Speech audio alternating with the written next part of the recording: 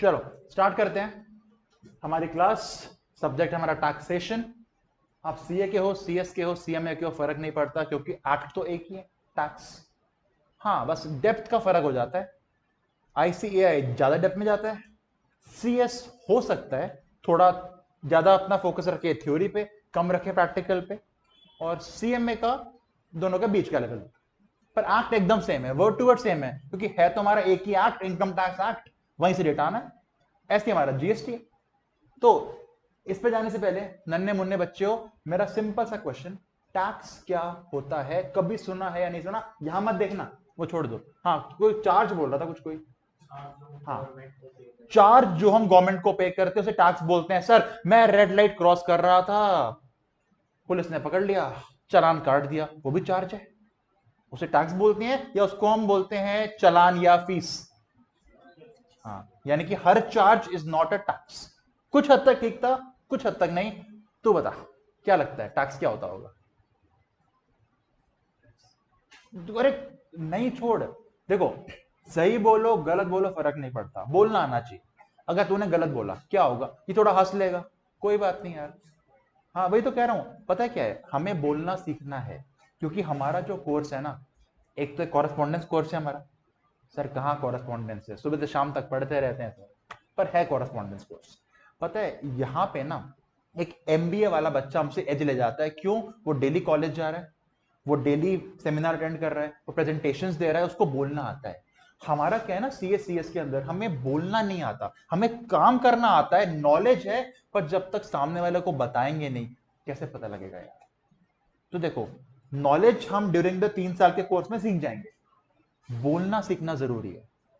अभी बोलना आ जाएगा, धीरे धीरे नॉलेज आ जाएगी, तो हमारी डिलीवरिंग स्किल इतनी अच्छी हो जाएगी ना कि हमें जो क्लाइंट चाहिए आराम से मिल जाएगा, ग्रिप में आ जाएगा हमारे।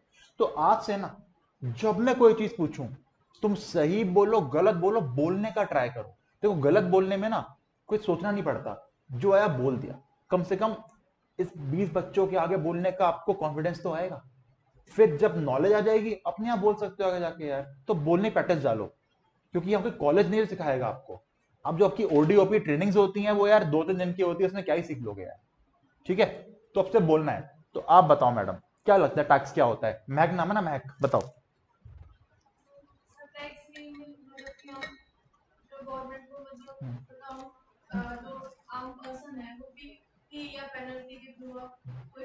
ओके,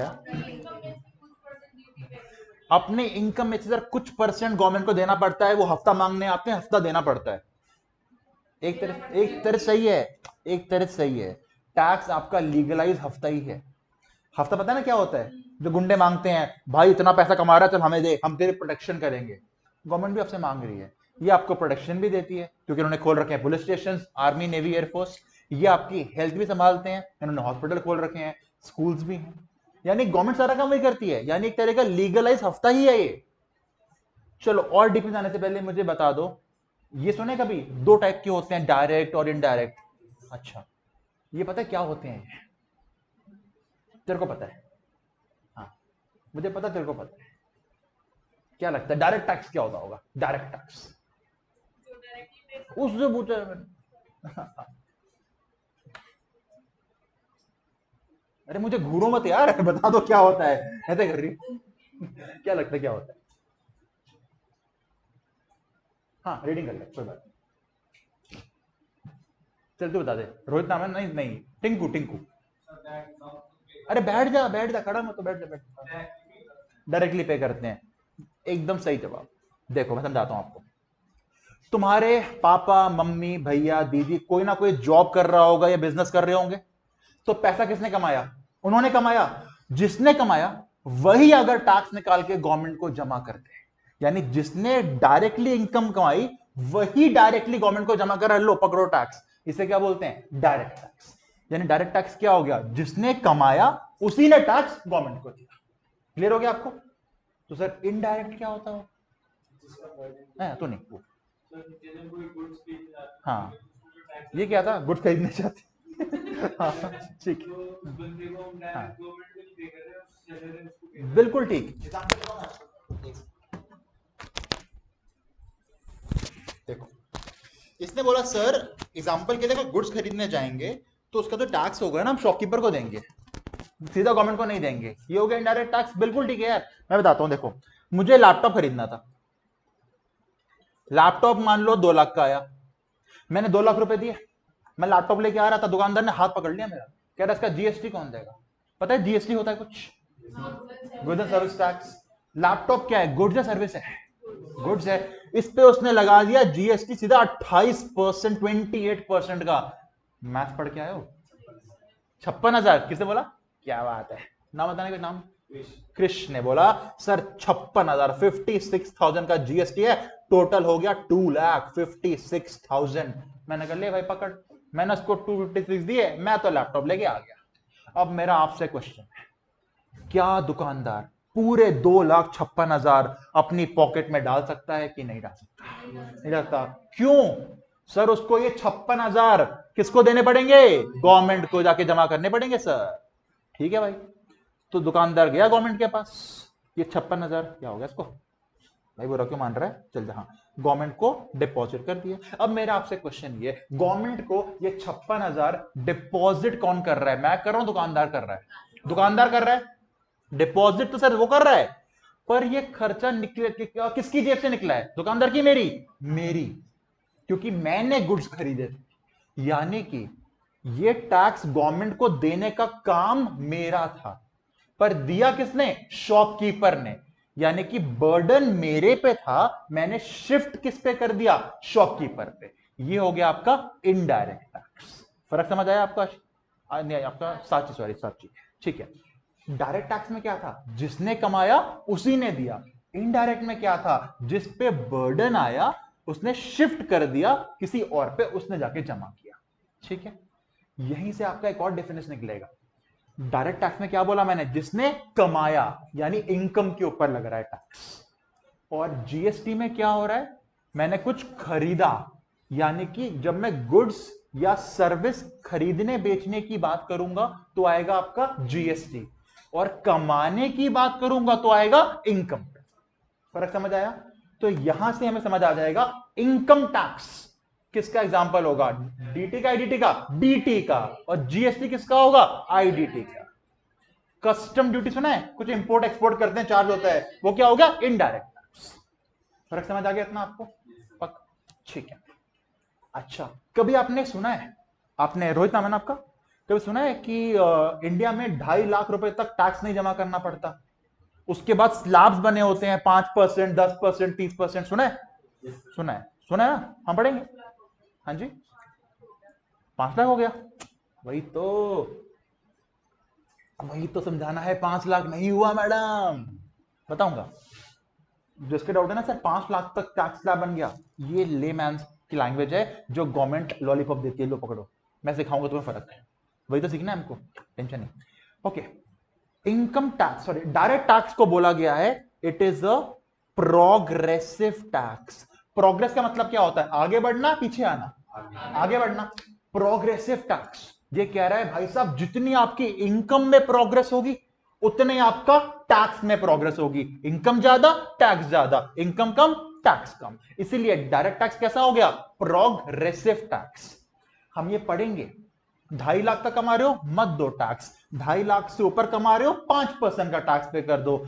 5 लाख से ऊपर कमा रहे हो, 20% टैक्स पे करो। और ऐसे 10 लाख से ऊपर कमा रहे हो, 30% टैक्स पे करो। यानी सिंपल फंडा भी क्या याद रखना है? अगर इनकम बढ़ रही है तो सामने क्या बढ़ेगा? उसका टैक्स।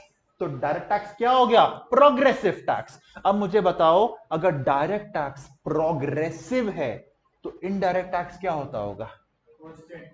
कांस्टेंट। ओके, पहली बात तो रिग्रेसिव मत बोलना। रिग्रेसिव मतलब क्या होता है? वो नीचे गिर रहा है। अब नॉन प्रोग्रेसिव भी नहीं है, मैं समझाता हूं आपको क्या है। आपने क्या बोला? कांस्टेंट है। ओके, देखो यही एग्जांपल लेके चलूंगा मैं, बस मैं काम कर रहा हूं, थोड़ा राउंड ऑफ करके दिखा रहा हूं। मान लो इस पे 50,000 का जीएसटी था, तो लैपटॉप कितने का हो गया? 2,50,000। ठीक, ओके। मान लेते हैं मैंने लैपटॉप खरीदा, ये मैं हूं, मेरी 1 साल की total income is 10 lakh rupees, मैं मान रहा हूं मैं साल में कमाता हूं 10 लाख रुपए और मैंने लैपटॉप खरीदा। अब मुझे बताओ, अगर साल में 10 लाख रुपए कमाने वाले इंसान ने लैपटॉप खरीदने के लिए 50,000 का जीएसटी गवर्नमेंट को दिया, तो मैंने अपनी इनकम का कितना परसेंट टैक्स जमा कर दिया? निकाल सकते हैं क्या सर? सिंपल है ना, 50,000 डिवाइडेड बाय 10 लाख इंटू 100। समझा क्या किया मैंने टैक्स अमाउंट को अपनी टोटल इनकम से डिवाइड कर लिया, देखने के लिए मेरे को एक्चुअली बर्डन कितना आया। कितना आ गया? ये 5% आ गया। ये बात समझ आई आपको? अच्छा रोहित, तेरा फेवरेट क्रिकेटर कौन है? क्रिकेटर फेवरेट कोई नहीं है? देखता नहीं क्रिकेट? कोई तो होगा। कोई पसंद नहीं है तो देखता क्यों? अच्छा तेरा कौन है? रोहित शर्मा, ये वाला रोहित? अच्छा वो रोहित बड़ा पाव। अच्छा रोहित शर्मा साल में कितने कमाता होगा? चल 500 करोड़। 500 करोड़।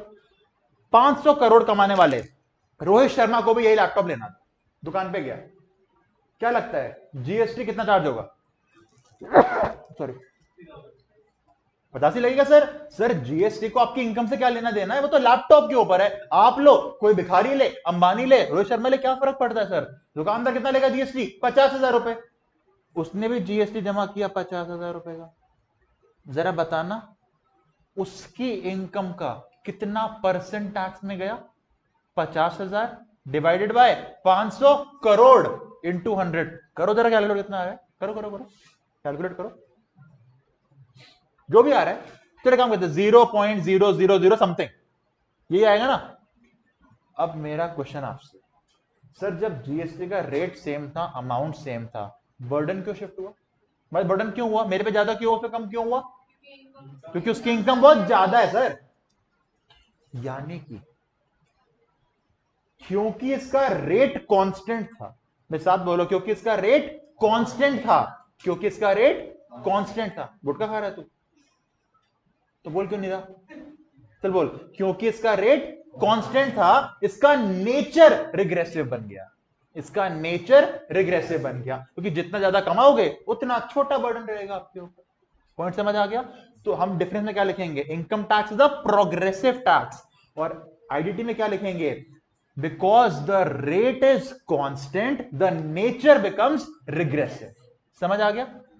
आपको 2 मिनट दे रहा हूं, जल्दी इस डिफरेंस को नोट करो। ये कुछ एग्जांपल्स हैं। डायरेक्ट टैक्स एग्जांपल होता है इनकम टैक्स, पहले और लगा करते थे। वेल्थ और गिफ्ट टैक्स अब नहीं है, हट चुके हैं। पर एग्जांपल के नाम पे लिख सकते हो। आईडीटी का एग्जांपल है आपका जीएसटी और कस्टम ड्यूटी। 2 मिनट जल्दी नोट करो। नहीं अलग है, बताऊंगा, अलग बताऊंगा। चलो, और प्लीज नई कॉपी बना लो, क्योंकि मैं कभी भी डेमो नहीं देता हूं। ये मेरी पहली क्लास ही होती है। जिसे ज्वाइन करना है वो कर लेगा, नहीं करना नहीं करेगा। मैं इसी को कंटिन्यू करता हूं। मुझे वो चीज नहीं आती कि कोई इजी उठा लो चैप्टर में, मैं फर्स्ट क्लास से ही लेके जाता हूं हमेशा। चलो जल्दी।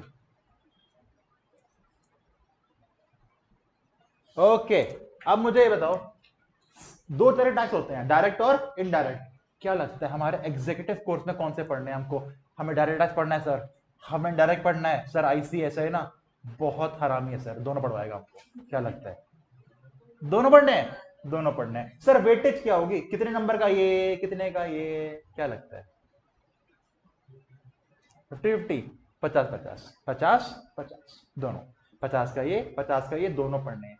वैसे पता है, कहने को ये एक सब्जेक्ट है, ये आपके 2 सब्जेक्ट्स हैं, क्योंकि दोनों को जोड़ दूंगा ना तो आपके 33 चैप्टर्स बनते हैं। 33 चैप्टर्स। और ये जो आज बेसिक पढ़ा रहा हूं, ये बेसिक है, चैप्टर नहीं है।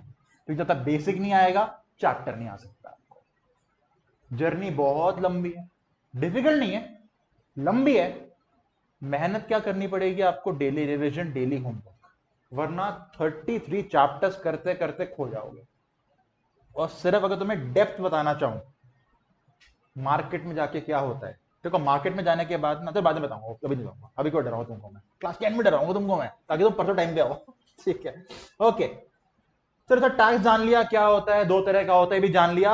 मुझे एक बच्चे की कहानी याद आ गई। क्लास की गुंडी कौन है?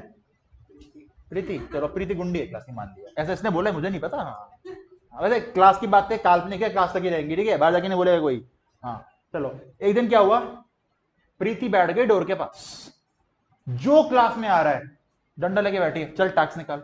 वो कह रहे किस बात का टैक्स? प्रीति टैक्स। आज से क्लास में पैर रखना है तो प्रीति टैक्स। क्या बोला मैंने? आज से क्लास में पैर रखना है तो प्रीति टैक्स। लक्ष्य कह रहा मैं हाथ में चल के आ जाऊंगा, टैक्स दूंगा।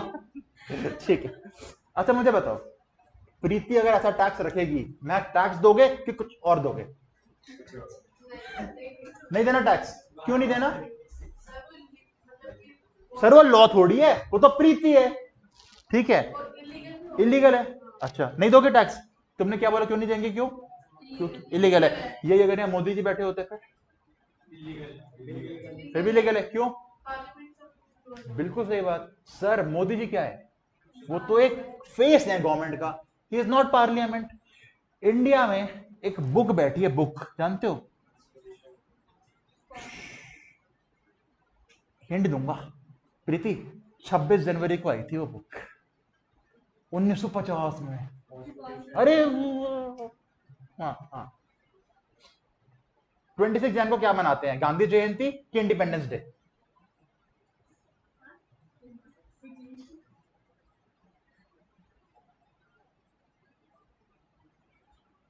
आप बताओ। कुछ नहीं मनाते? कुछ तो मनाते होंगे। रिपब्लिक डे, राइट, ठीक है। तो जो कॉन्स्टिट्यूशन बुक है ना, किसने लिखी थी? बढ़िया। तो उन्होंने ना बुक में पहले लिख दिया था आर्टिकल नंबर 265 में। अच्छा जैसे हमारी बुक में होते हैं ना सीरियल नंबर्स, ऐसे कॉन्स्टिट्यूशन में होते हैं आर्टिकल नंबर्स। तो आर्टिकल नंबर 265 में क्या लिखा हुआ है कॉन्स्टिट्यूशन के? No taxes can be collected और levied except by authority of law. India में कोई भी टैक्स लगाना है तो पहले लेके आओ उसका लॉ। तभी इनकम टैक्स के ऊपर बैठा हुआ इनकम टैक्स एक्ट, जीएसटी के ऊपर है गुड्स एंड सर्विस एक्ट। पहले लॉ बनाओ फिर टैक्स लगाना। यहीं से क्वेश्चन आता है, लॉ कौन बना सकता है सर? पार्लियामेंट, दोनों हाउसेस, राज्यसभा लोकसभा मिलके बिल बनाएंगे, प्रेसिडेंट के पास जाएगा, वो साइन करेगा, तब जाके बनेगा लॉ। वो भी याद करना पड़ेगा। आर्टिकल नंबर 245 बोलता है पार्लियामेंट बनाएगा लॉ। ये आपसे एमसीक्यू पूछ क्या कर रहा है? नहीं नहीं, रख दे रख दे रख दे रख दे। हाँ ओके। आर्टिकल 265 ने क्या बोला? टैक्स लगाने के लिए क्या चाहिए आपको? लॉ। फिर 245 ने बोला लॉ कौन बनाएगा? पार्लियामेंट। क्लियर हो गया इतना? Okay okay. मुझे बताओ तुम कितने भाई बहन हो? 2 भाई बहन हो, टोटल 2 ही हो? कोई 3 वाला है? 3 वाला, हाँ कितने हो? 3। तुम 4 हो? तभी से कहा पापा के बहुत काम है। नहीं पापा काम के तो हैं। हाँ हाँ जी। 3 भाई बहन हो? मस्त रहते हो लड़ते हो? हो जाती है। चलो मेरा सिंपल क्वेश्चन है, एक दिन पापा जी आए, 4 चॉकलेट टेबल पे रख के चले गए, बांट लेना। 3 तो बांट लेंगे, चौथे के लिए लड़ोगे? ऐसे दे दोगे? रख ले तो दे दोगे? इतने शरीफ हो। क्या लगता है लड़ेंगे ना? लड़ेंगे। तुझसे मांगना तो कैसे मांगना होगा? प्यार से 1 करोड़ दे दे प्लीज। किडनी किडनी बिकवा दो उसकी यार, कोई 5-6 लाख की बिक जाएगी यार। लिवर किसने बोला मैडम? मुझे क्या करना है, अभी इतनी भी नहीं पीता। ठीक है चलो ठीक है, आ जाओ। ओके तो ना अंबेडकर जी को बात पता थी यार ये, कि टैक्स चलो लॉ लगा के मांग सकते हो, पर उन्हें पता था इंडिया में ना जो पार्टी सेंट्रल गवर्नमेंट में है जरूरी नहीं कि वो स्टेट में भी सेम हो। जैसे अभी सीजी में कौन है? बीजेपी। दिल्ली में कौन है स्टेट गवर्नमेंट में? आम आदमी पार्टी। वेस्ट बंगाल में कौन है? ममता दीदी हमारी। यानी सब जगह पार्टी अलग है ना यार। तो इनको पता था कि अगर टैक्स एक कटोरे में लाके रख दिया ना, सब लड़ बढ़ेंगे आपस में, मेरा मेरा मेरा। तो उन्होंने क्या किया, 245 के बाद 246 में पावर डिस्ट्रीब्यूशन कर दिया, बोल दिया ये तेरा ये तेरा ये तेरा, बाद में लड़ने का नहीं, सिंपल। तो 246 क्या कर रहा है? पावर को डिस्ट्रीब्यूट कर रहा है। तो क्या कर रहा है भाई? क्या कर रहा है? रख दे फोन, बैग में रख दे, जल्दी बैग में रख, बैग में। हाँ चलो, पावर डिस्ट्रीब्यूट होगी अब। तो देखो, पढ़िए तुमने एसएसटी के अंदर list, union list, state list, concurrent list. तो उन्होंने बोला जो यूनियन लिस्ट में लिखा हुआ है वो सारी पावर जाएंगी सीजी के पास, जो स्टेट में लिखा हुआ है वो एसजी के पास। उस पर भी आऊंगा, हमें पूरी लिस्ट तो याद करनी नहीं है, हमने देखना है हमारा टैक्स कहां पे आ रहा है। तो यूनियन लिस्ट में मैं ढूंढ रहा हूं 1 2 3 4, एंट्री नंबर 82। एक फर्क समझ लेना, कॉन्स्टिट्यूशन में होते हैं आर्टिकल नंबर और लिस्ट में होते हैं एंट्री नंबर। कॉन्स्टिट्यूशन में क्या होते हैं? आर्टिकल, और लिस्ट में होते हैं एंट्री नंबर। तो 82 वाला मुझे काम का दिख गया। यहां क्या लिखा है? टैक्सेस ऑन इनकम, इतना, टैक्सेस ऑन इनकम यानी इनकम टैक्स। इनकम टैक्स लगाने की पावर किसको मिल गई? किसको मिल गई? मतलब सीजी को। यानी आज जो हम इनकम टैक्स जमा करते हैं वो किसके पास जाता है? सेंट्रल गवर्नमेंट के पास। कैसे पता लगा? Sir entry number 82 of the union list. ये आपका हॉट फेवरेट एमसीक्यू है कि इनकम टैक्स लगाने की पावर कहां से मिली है? Entry number 82 of the union list से मिली है। समझ आ गया आपको? अब ये पढ़ो, other than agriculture. Sir agriculture के पैसे कमाओगे ना, फार्मर्स पैसे कमाओगे, नहीं पे करना इनकम टैक्स। सर क्यों? पावर ही नहीं। साफ बोल दिया, हर इनकम पे टैक्स मांगो ना भाई, एक्सेप्ट एग्रीकल्चर। और ये किसको दे दी पावर? स्टेट गवर्नमेंट को। Entry number 46 of the state list. पर ये बता दूं, आज की डेट में कोई भी स्टेट एग्रीकल्चर पर टैक्स नहीं लगाती है। बहुत मेजर वोट बैंक होता है एग्रीकल्चर आपका, फार्मर्स का। पर ये समझ आ गया, अगर कल को जाके एग्रीकल्चर पर टैक्स लगाना पड़े ना, तो कौन लगाएगा? सेंटर की स्टेट। और हो सकता है दिल्ली लगाए, हरियाणा ना लगाए, अलग स्टेट से भाई इनकी। ठीक है, तो बताओ इनकम टैक्स कौन सी गवर्नमेंट ले रही है? Central government. एग्रीकल्चर पर टैक्स कौन ले सकता है? स्टेट। ओके, कॉन्करेंट क्या होता है? दो ऑप्शन दूंगा। पहला ऑप्शन, सर स्टेट गवर्नमेंट का अपना लॉ, सीजी का अपना लॉ, पर टॉपिक सेम है, यानी एक ही चीज के ऊपर अलग लॉ चल रहे होंगे। ऑप्शन 2, दोनों मिलके साथ में लॉ बना लेंगे सर।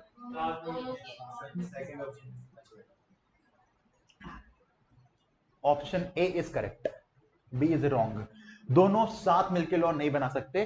सोचो 1950 में बना था कॉन्स्टिट्यूशन, तब वैसे पार्टीशन हुआ था इंडिया का, उनको सपने भी नहीं आ सकते थे कि दोनों पार्टी साथ में काम कर लेंगे, एक कॉमन डिसीजन पे, म्यूचुअल डिसीजन पे आ जाएंगे। तो उन्होंने बोला यहां पे वो आइटम लिखे जाएंगे जहां पे एक ही चीज के अलग अलग लॉ चल रहे होंगे। सर बताना कोई law? Education, state government school भी होते हैं, सेंट्रल गवर्नमेंट स्कूल भी होते हैं, जैसे केंद्रीय विद्यालय सेंट्रल गवर्नमेंट है और दिल्ली गवर्नमेंट का दिल्ली स्कूल होगा स्कूल। सेकेंड आपका defence, army, navy, air force centre की है, पुलिस स्टेट। यानी यहां पे जो लॉ लिखे हैं, यहां बोला गया है एक ही चीज के ऊपर, एक ही सब्जेक्ट मैटर के ऊपर अलग अलग लॉ बन सकता है, सीजी का और एसजी का। ये समझ आया? सर हमारे काम का क्या है? आपके काम का पॉइंट जो बना वो आया जीएसटी को लेके। सुना है GST, goods and service tax, कब आया था पता है? 1 जुलाई 2017 को आया था। और शायद तुम छोटे बच्चे जरूर रहे होगे, पर इतना सुना होगा, मोदी जी हर चैनल पे आए थे, चला रहे थे 1 नेशन 1 टैक्स, भारत का एक टैक्स। पर अगर 1 नेशन 1 टैक्स है तो भाई साथ मिलके बनाया होगा। पर साथ मिलके बनाया कैसे? यहां पावर सीजी के पास थी, यहां पावर एसजी के पास थी, वहां बोला था एक ही चीज पे अलग लॉ बनाओ। दोनों साथ मिलके लॉ बना कैसे पाए जब कॉन्स्टिट्यूशन ने पावर ही नहीं दे रखी थी? कॉन्स्टिट्यूशन के अगेंस्ट जा सकते नहीं हो, पावर ही नहीं है, कैसे बनाया लॉ? सोचो। पार्लियामेंट में पास भाई पावर होनी चाहिए ना। हाँ सर जीएसटी में वो है सी जीएसटी और एस वो एक्ट एक ही है भाई, बताऊंगा मैं। यहां पे गवर्नमेंट ने कॉन्स्टिट्यूशन को अमेंड किया। कॉन्स्टिट्यूशन अमेंड हो सकता है 75% ऑफ द वोटिंग के बाद। दोनों पार्टीज ने मिलकर 75% वोटिंग करी, कॉन्स्टिट्यूशन को बदला गया। यह आर्टिकल कौन सा दिख रहा है आपको?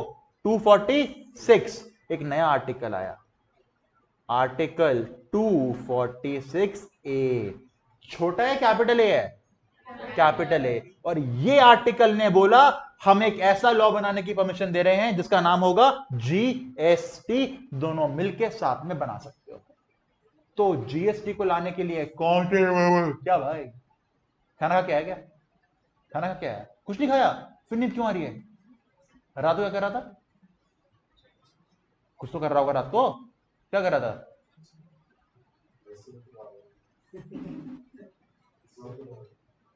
सो रहा था? किसके साथ? अकेला? फिर नींद क्यों आ रही है अभी? होना नहीं है, ठीक है। अच्छा, कल तो गर्लफ्रेंड डे था तभी दो बना रहा था तू। कोई बात नहीं। तेरा क्या दुख है भाई? तेरा क्या दुख है? हाँ,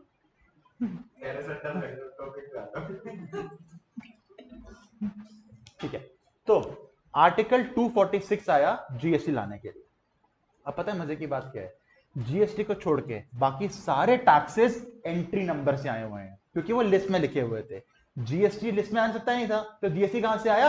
आर्टिकल से। कौन सा आर्टिकल? 246 ए। और सुनो, अब एग्जाम में ना उसको टीचर को पता है आपको 246 ए तो याद रहेगा, वो आपको 4 ऑप्शन देगा एमसीक्यू बना के, बोलेगा बताओ जीएसटी कैसे आया।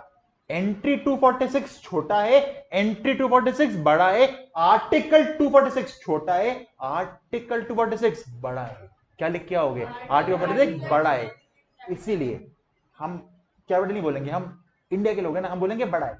आज से क्या बोलेंगे? 246 बड़ा है। पता है बड़ा से क्या होगा? माइंड में बैठ जाएगा। बहुत जगह तुम कैपिटल वर्ड यूज करोगे, बड़ा वर्ड बहुत जगह यूज नहीं करोगे तुम लोग, एकदम एग्जाम में याद रहेगा। तो जीएसटी कैसे आया है? आर्टिकल 246 बड़ा है। समझ आ गया? जल्दी नोटिंग करो इसकी, आगे चलते हैं। ये मत लिखना, ये काम का नहीं है, कौन का मत लिखना। चलो जल्दी।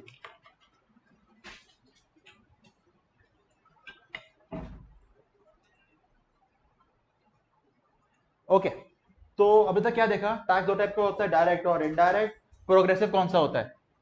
प्रोग्रेसिव कौन सा है? डायरेक्ट। रिग्रेसिव का नेचर किसका है?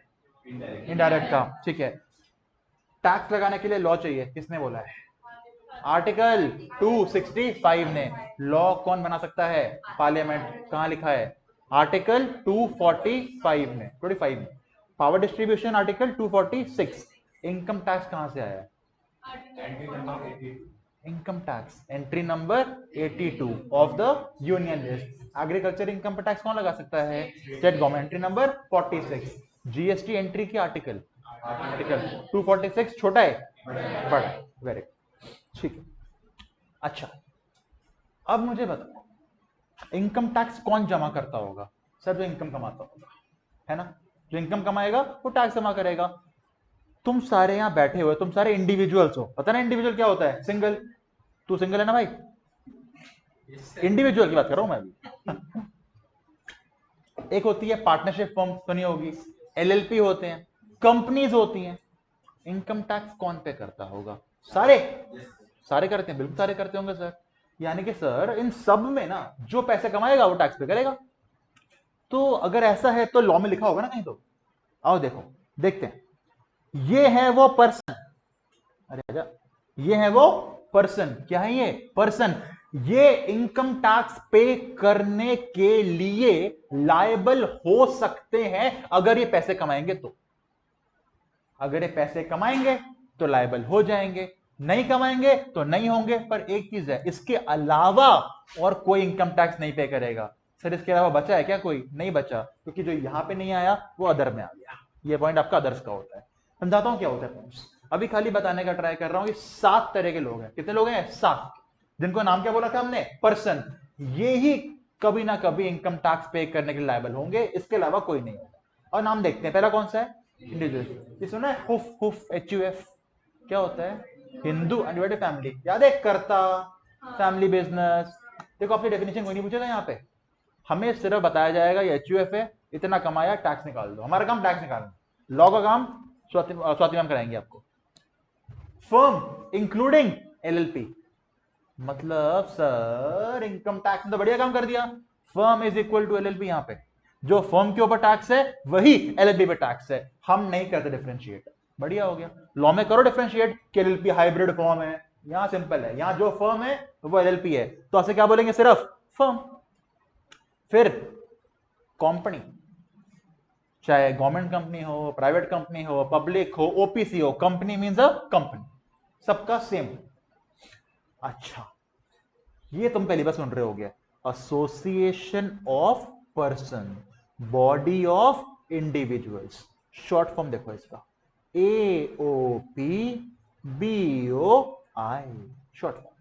बताता हूं क्या होता है, फिर चलते हैं लोकल अथॉरिटी। सुना आपने म्यूनिसिपैलिटी के इलेक्शन होते हैं, municipal corporation of Gurgaon, Delhi, इन्हें कहा जाता है लोकल अथॉरिटीज। सर वो पैसे कमाते हैं, बिल्कुल, तुम्हारे घर का प्रॉपर्टी टैक्स ले जाते हैं, सीवर टैक्स, कूड़ा हटाने का टैक्स, सारा वो लेके जाते हैं, वो उनकी इनकम है। मैं ये नहीं कह रहा उस इनकम पर टैक्स पे करना पड़ेगा, पर ये कह रहा हूं क्योंकि वो पर्सन के अंदर लिख दिया गया है, अगर सीजी चाहे तो उनसे टैक्स मांग सकती है, इनकम टैक्स। ये कह रहा हूं। वाटर का भी होता है, बिल्कुल, पानी फ्री नहीं है, मैं पी रहा हूं। ठीक है, तो लोकल अथॉरिटी का मतलब क्या हो गया आपका, म्युनिसिपल कॉर्पोरेशन आपके। ठीक है, तो अगर मैं बोलूं ये बिल्डिंग है, इस बिल्डिंग का टैक्स किसके पास जा रहा है, यहां से देखे तो लोकल अथॉरिटी के पास। सीधी नहीं भाई, प्रॉपर्टी टैक्स इनकम टैक्स का पार्टी नहीं है, ये तो हाउस टैक्स है। ये किसके पास जाता है, म्युनिसिपैलिटी के पास, जो किस पर्सन का फॉर्म है, लोकल अथॉरिटी का। तो अगर मैं बोलो ये इसका टैक्स कौन ले जा रहा है, लोकल अथॉरिटी। समझ आया? ओके, अब समझाता हूं आपको AOPBOI क्या होते हैं। देखो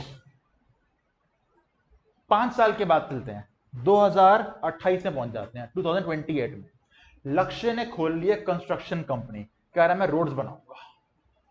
और रोड बनाते बनाते इसको एक दिन हरियाणा के चीफ मिनिस्टर का फोन आया। कौन है चीफ मिनिस्टर हरियाणा का, मनोहर लाल खट्टर, मान लो तभी वही है। उसने फोन किया, लक्ष्य तेरे को यार एक हाईवे बनाना है सेक्टर 14 से लेके सदर मार्केट तक का, ताकि ट्रैफिक पूरा बच जाए, पूरा हाईवे नॉन स्टॉप। कह रहा बना दूंगा जी, कोई दिक्कत ही नहीं, मेरा काम ही यही है। उन्होंने बोला बनाना है, मुझे चाहिए 2 महीने के अंदर रेडी। इसने हाँ तो बोल दिया, तो सोच रहा है 2 महीने में कैसे बना दूंगा यार, मैं इतने लोग तो है नहीं मेरे पास। फिर इसको याद आया, मेरी क्लास में एक और लड़की थी, उससे बड़ी अच्छी महक आती थी, वो भी तो यही काम करती है, उसको फोन करता हूं। इसने फोन किया महक को, महक यार गवर्नमेंट से टेंडर मिला है, 2 महीने में हाईवे बनाना है, मैं अकेले कर नहीं पाऊंगा, तू भी सेम काम करती है, चल साथ मिलके काम करते हैं, बना लेते हैं रोड। इसने बोला देख यार लक्ष्य, साथ काम करने में कोई दिक्कत नहीं है, पर पार्टनरशिप नहीं करूंगी, मैंने सुना है जब पार्टनरशिप होती है वहां रिश्ते खराब हो जाते हैं। लक्ष्य कह रहा है साथ में काम कैसे करेंगे। महक ने बोला क्यों, तूने अकाउंट्स नहीं पढ़ी, उसमें कॉन्सेप्ट आता है जॉइंट वेंचर, सुना कभी जॉइंट वेंचर। जॉइंट वेंचर क्या होता है, 2 लोग साथ मिलके काम कर रहे हैं पर वो पार्टनरशिप नहीं करना चाहते, साथ मिलके काम किया, एक प्रोजेक्ट पे पैसे कमाए, अपने अपना शेयर लिया, अपने अपने घर। यानी 2 लोग, ये दोनों कौन है, दोनों इंडिविजुअल्स है ना, इंडिविजुअल इंडिविजुअल, 2 या ज्यादा इंडिविजुअल्स अगर साथ मिलके काम करते हैं फॉर अ प्रोजेक्ट, पर वो पार्टनरशिप नहीं करते, इसे कहा जाता है बॉडी ऑफ इंडिविजुअल्स। यानी एक ऐसी बॉडी जिसमें सारे लोग क्या हैं, इंडिविजुअल्स। फर्क समझ आया? अब सर ये क्या होता है, एसोसिएशन ऑफ पर्संस। हो सकता है महक प्राइवेट लिमिटेड एक कंपनी होती, और लक्ष्य ने बोला आज ज्वाइंट वेंचर करते हैं, तो ऐसे केस में क्या होता, इंडिविजुअल जेवी यानी ज्वाइंट वेंचर कर रहा है विद अ कंपनी। अब यहां पे सारे इंडिविजुअल नहीं हुए ना, एक कंपनी है एक इंडिविजुअल है, इसे कहते हैं हम लोग एसोसिएशन ऑफ पर्सन। यानी अगर एक बॉडी में इंडिविजुअल के अलावा कोई फर्म है, या फिर कोई एचयूएफ है, या फिर कोई कंपनी है, वो ग्रुप बन गया, उसे क्या बोलेंगे, एसोसिएशन ऑफ पर्सन। और एक ग्रुप में सारे इंडिविजुअल हैं तो क्या बोल देंगे, बॉडी ऑफ इंडिविजुअल्स। और इन्होंने अगर पार्टनरशिप फॉर्म कर ली तो क्या बन जाएगा, ये फर्म। देखो आपको मतलब याद नहीं करना है, नहीं पूछेंगे मतलब आपसे, खाली नाम पूछेंगे बस। मतलब क्यों बता रहा हूं कि तो आपको पता होता क्या। फर्क समझ आ गया लक्ष्य आपको यहां तक का? ठीक है, तो बताना 7 तरह के पर्सन कौन कौन से हैं। Short form HUF, firm, company, AOP, BOI, authority, और इसे कह लो एवरी अदर्स कह लो, या कह लो एवरी आर्टिफिशियल जुडिशियल पर्सन। यहां पे आ जाएंगे हमारे आईसीएसआई, आईसीएआई, आईसीसीएमए, सारे यहां पे आ जाएंगे। खैर 5 नंबर क्वेश्चन आता है, ये सिर्फ नाम लिख के आने होते, दैट्स इट। 5 नंबर के लिए बस नाम लिख के आने होते हैं, तो याद कर सकते हैं नाम, हो जाएंगे याद। 7 नाम बताना कौन कौन से हैं। अभी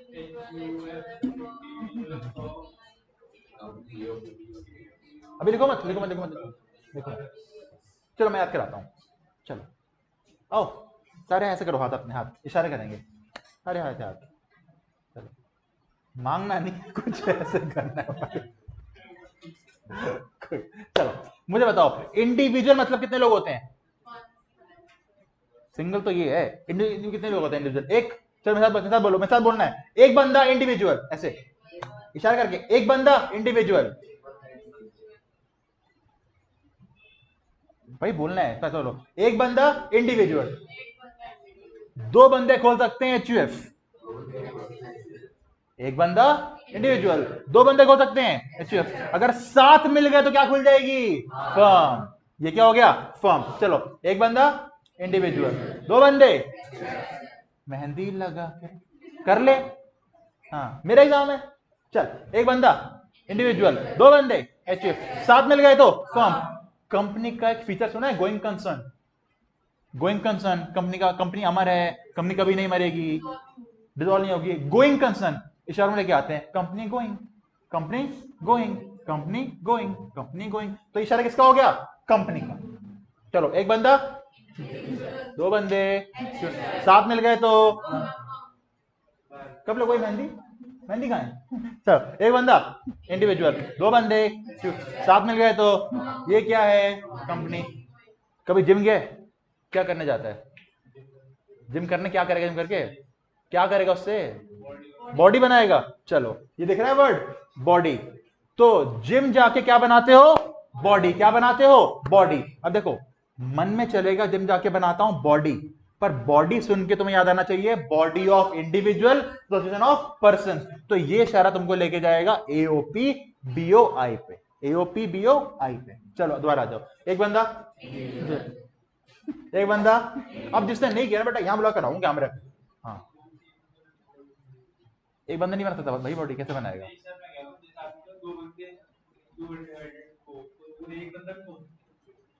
इसमें एचयूएफ में अकेला करता? कैसे पॉसिबल है भाई? अकेला बंदा कैसे खोल सकता है एचयूएफ? मैम करना, मैम को पढ़ना, मैम को, मैम बताओ। चलो एक बंदा इंडिविजुअल, दो बंदे, साथ मिल गए तो कंपनी, एओपी बीओआई। ये याद है? लोकल अथॉरिटी, क्योंकि इसका टैक्स जा रहा है अथॉरिटी के पास। बाकी सब अदर्स बोल लो, या every artificial juridical person, every article juridical person. और दोबारा करेंगे तो, एक बंदा इंडिविजुअल, दो बंदे, साथ मिल गए तो firm, company, AOP BOI. Body का है, अच्छी बॉडी है। हाँ एओपी बीओआई, लोकल अथॉरिटी और अदर्स। दोबारा अब मैं इशारे करूंगा, बोलूंगा नहीं, तुम बोल के बताओ क्या कर रहा हूं मैं।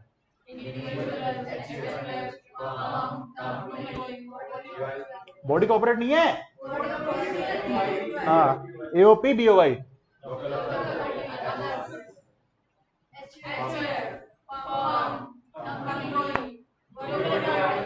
Local authority. मैं कहां से लोकल लग रहा हूं तेरे को? चलो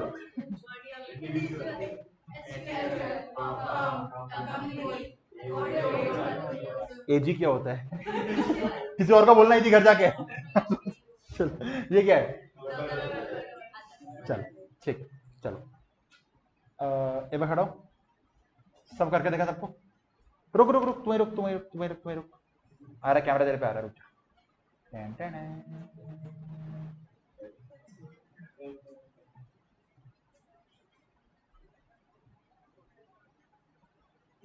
ओ इधर इधर से आना पड़ेगा, इधर से। ला रहा तू आज फेमस होगा, तब तक रिवाइज कर ले।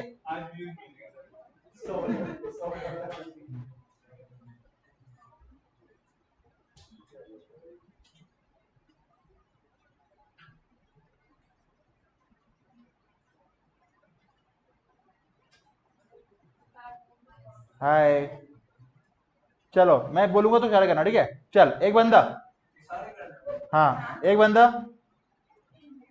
हाँ इंडिविजुअल, दो बंदे, तो दिख नहीं रहा तू, हाँ और तुम रुक जाओ, ठीक है? चल एक बंदा इंडिविजुअल, दो बंदे, साथ मिल गए तो कंपनी करके दिखा।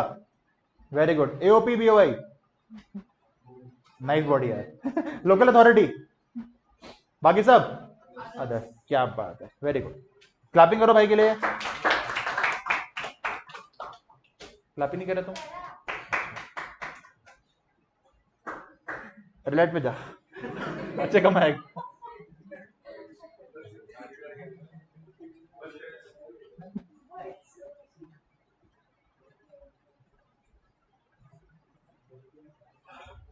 चल याद होगा 7 तरह के नाम। अब सेक्शन याद करते हैं इसका। देखो देखो, हर डेफिनेशन का सेक्शन क्या होता है? 2। पता है, लॉ में पढ़ा होगा, सारी डेफिनेशन सेक्शन 2 में होती हैं। सेक्शन 2 तो याद हो जाएगा, दिक्कत है 31 को याद करने की। सर बहुत सिंपल तरीका, 7 तरह के पर्सन है, 7 तरह के हैं, 2 हमको पता है। अब ब्रैकेट खोल देते हैं, 2 इंटू 3 प्लस 1 कितना हो गया? 7। 7 तरह के पर्सन हो गया सेक्शन में याद। 2 इंटू 3 प्लस 1 2 31, यानी कि 7 तरह के पर्सन, खत्म। तो पर्सन का सेक्शन क्या है? 231। कैसे याद किया? 2 into 3 plus 1 makes the 7 kind of person. कौन कौन से हैं? Individual, HUF, firm, company, AOP, BOI, local authority और अदर्स। क्लियर हो गया? जल्दी नोट करो।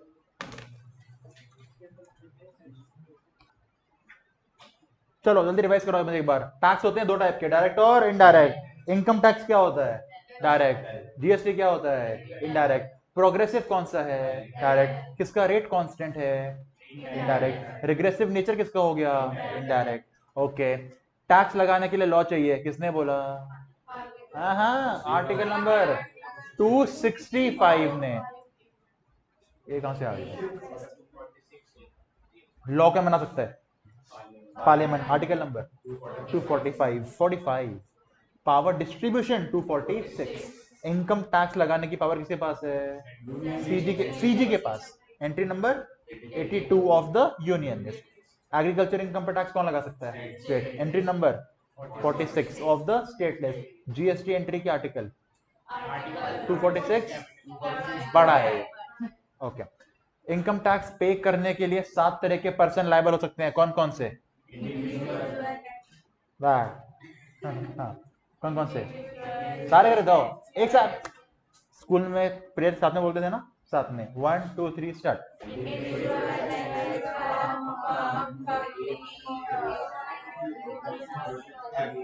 सबने बोला, और ये मैडम आधा भरा, जल्दी भरा, आधा भरा भरा भरा भरा, चलो। ओके, अब मुझे बात बताओ, ये 7 तरह के पर्सन इनकम टैक्स पे करने के लिए लायबल हो सकते हैं। ओके, मेरा क्वेश्चन है इससे, नाम बता अपना। हर्षित। हर्षित जब पैदा हुआ था इतना ही बड़ा था, बच्चा था? ऐसे क्या कर रहा है? हाँ बता मुझे, बच्चा था। जैसे हर्षित पैदा हुआ, डॉक्टर ने पता है क्या बोला? ये नहीं बोला बेटा बेटी हुआ है, बोला आपके घर इंडिविजुअल हुआ है जी। क्या हुआ आपके घर? इंडिविजुअल। क्योंकि ये कौन है? इंडिविजुअल। जैसे ही पैदा हुआ, क्या ये इंडिविजुअल था? नहीं था? था। आ गए Modi ji, tax tax tax tax. कह रहे किस बात का टैक्स? मैंने नहीं बोला माइनर में, जब मैं कह रहा इंडिविजुअल था ना। अच्छा, पर इंडिविजुअल था। माइनर पर टैक्स लगता है, बताऊंगा आपको थोड़ी देर, पर था इंडिविजुअल।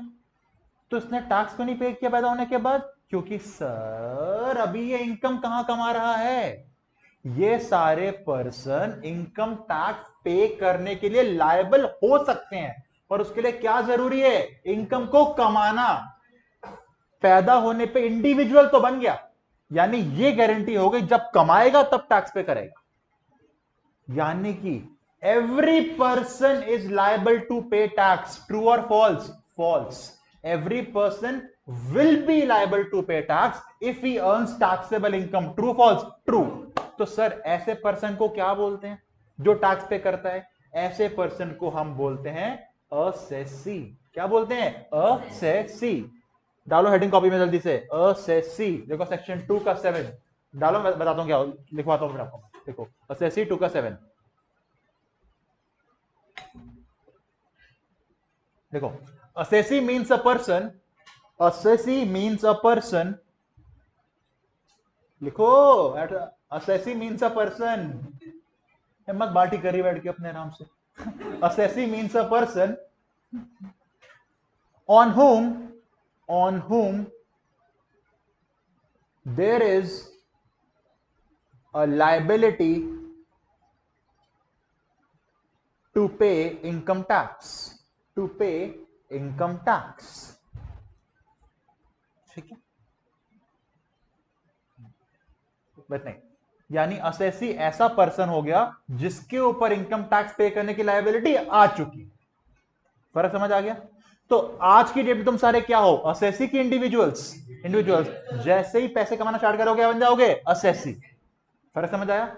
तो बताना ट्रू या false. Every person is an assessee. False. Every assessee is a person. True. यानी कि असेसी को इंडिपेंडेंट नहीं है, ये 7 तरह के पर्सन में से ही निकला है जी। तभी तो सेक्शन है 2 का 7, क्योंकि कहां से निकला है ये? 7 तरह के पर्सन से। तो सेक्शन लिखा आपने, उसको याद करने की लिख लो ट्रिक इसके ऊपर। 2 का 7 क्यों है? क्योंकि ये 7 तरह के पर्सन में से निकला है। लिख लो 2 का 7 क्यों है? क्योंकि ये 7 तरह के पर्सन से निकला है। खाली सेक्शन याद करने की ट्रिक है बस एक।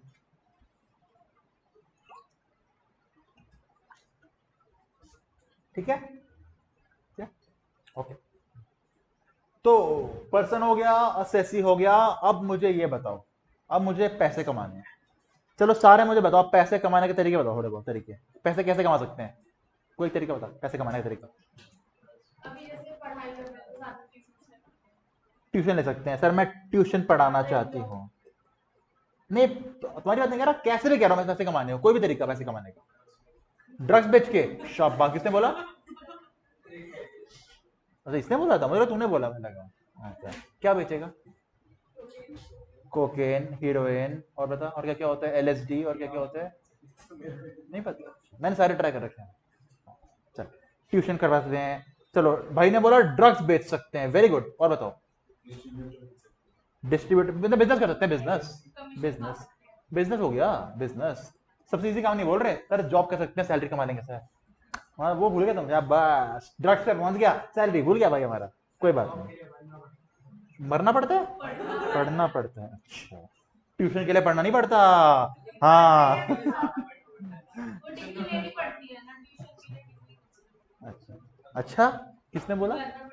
हाँ ठीक है। चलो सैलरी हो गई, और तरीके बताओ पैसे कमाने के। बताओ स्टार्टिंग को। फार्म हाउस खोल लो, बिजनेस ही हो गया ना भाई। और तरीका कोई? ट्रेडिंग करना बिजनेस ही हो गया भाई। और तरीका कोई? फी पेनल्टी लेना। ये कौन सा काम कर सकते हैं हम लोग यहाँ पे? मैं बिजनेस खोल लेता हूँ, मैं पेनल्टी कलेक्ट करता हूँ। हाँ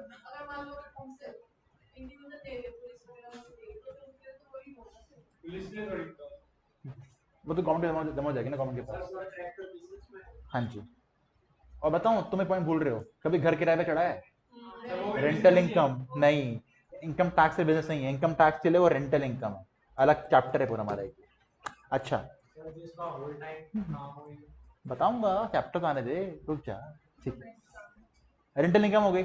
इसके बाद घर को किराए पे चढ़ाया, अलग इनकम है। घर को ही बेच दिया, सेल कर सकते हैं घर की, उसे कहते हैं हम लोग कैपिटल गेन्स। मैंने अपना कोई कैपिटल एसेट ही बेच दिया। और लास्ट पता है क्या होता है? हाँ जी, वन टाइम कह सकते हो, इरेगुलर इनकम कह सकते हो। फिर आप क्या आते हैं, बाकी चीजें भूल रहे हो जो आप, बैंक से इंटरेस्ट मिलता है, शेयर्स पे डिविडेंड मिलता है, लॉटरी, बेटिंग, सारी इनकम, ये सारी आपकी हैं अदर सोर्सेस की इनकम। देखो इनकम टैक्स उन्होंने क्या किया है ना, उन्होंने इनकम के तरीके, कमाने के तरीकों को 5 अलग ग्रुप्स में बांट दिया है। वो ग्रुप्स को बोलते हैं हेड्स। ये देखो उन्होंने बोला जब तुम जॉब करके पैसे कमाओगे उसे बोलेंगे हम लोग सैलरी। जब तुम्हारा घर किराए पे चढ़ा होगा, तुम्हें रेंट जो मिलेगा उसे कहते हैं हाउस प्रॉपर्टी। यानी ये बात कर रहा है आपका रेंटल इनकम की।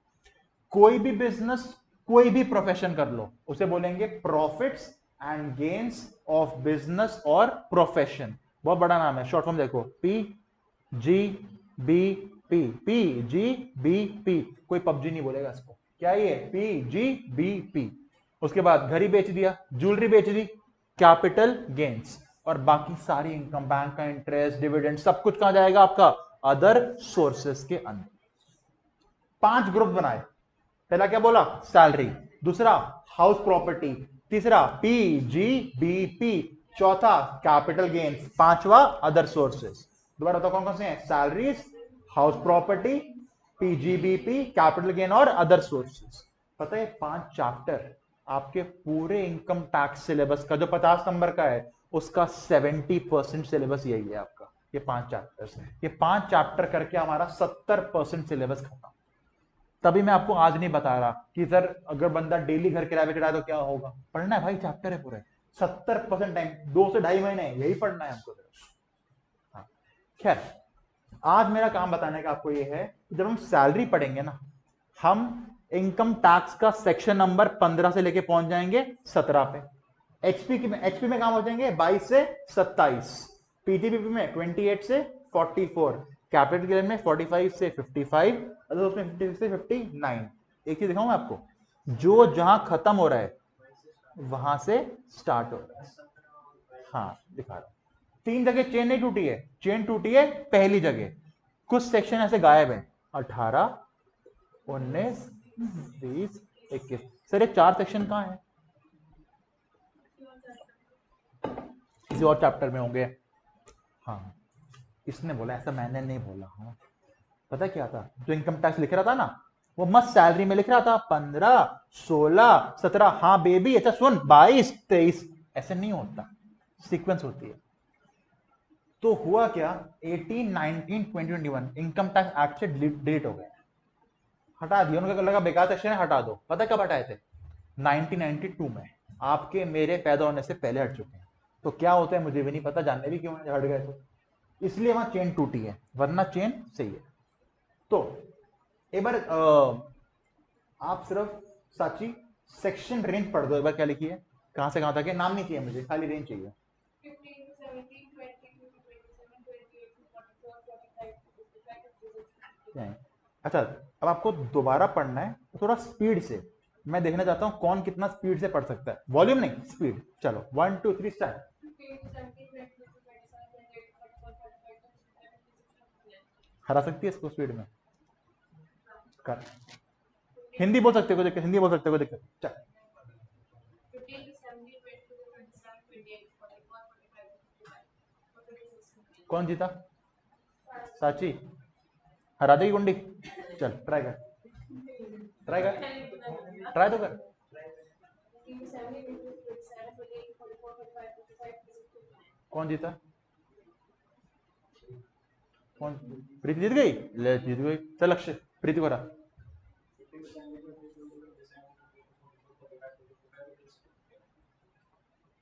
जीत गया हार गया? राइट से है ना। चल तू हरा देगी, बहुत बोलती है ना तू हरा। चल वो प्रियंका।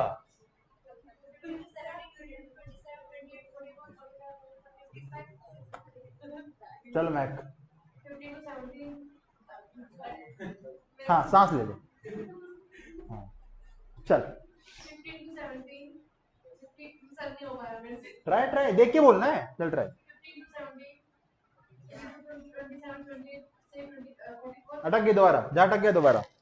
15 to 17, 20 to 47, 28 से 44, 40, 45 से 55, 56 से 59.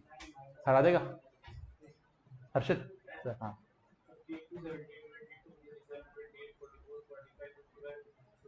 ठीक है आरती, तुम्हें बोलना है अब स्पीड नहीं, अब तुम्हें लानी है वॉल्यूम, और तुम्हारा फोकस होना चाहिए ये कहां पे एंड कर रहा है, कि जहां ये एंड करेगी वहां से अगला शुरू होगा। चल 15 to 17, 22 to 27, 28 to 44, 45 to 55, 56 to 59 5 group हो गए।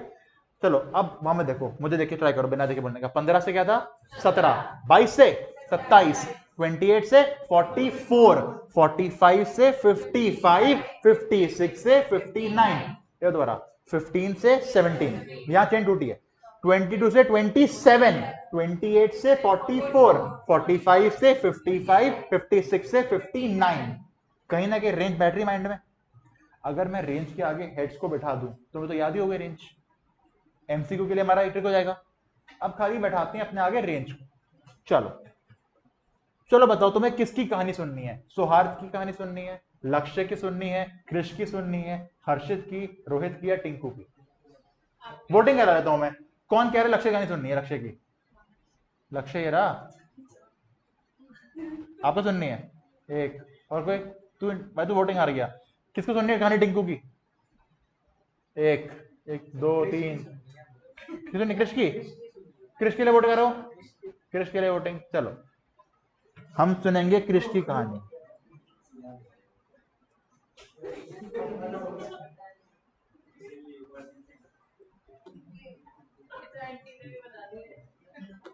Double R single are?